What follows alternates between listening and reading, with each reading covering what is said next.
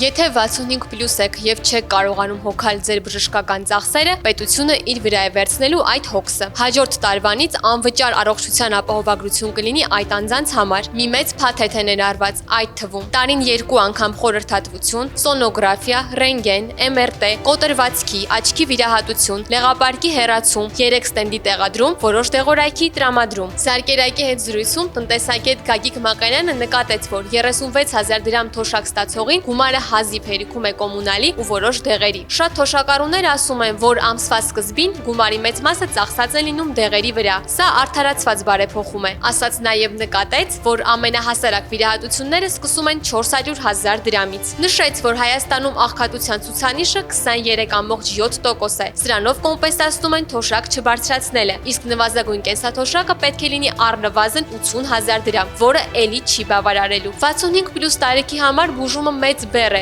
եւ հաճախ ի վիճակի էլ չեն դիմել։ Ցանկալի է, որ ապահովագրության մեջ ներառվի նաև քաղցկեղի բուժումը։ Ասաց նաև ավելացրեց, որ սա նաև կհեշտացնի երիտասարդների կյանքը, քանի որ հաճախ նրանք են իրենց վրա վերցնում տարեցների բուժումը։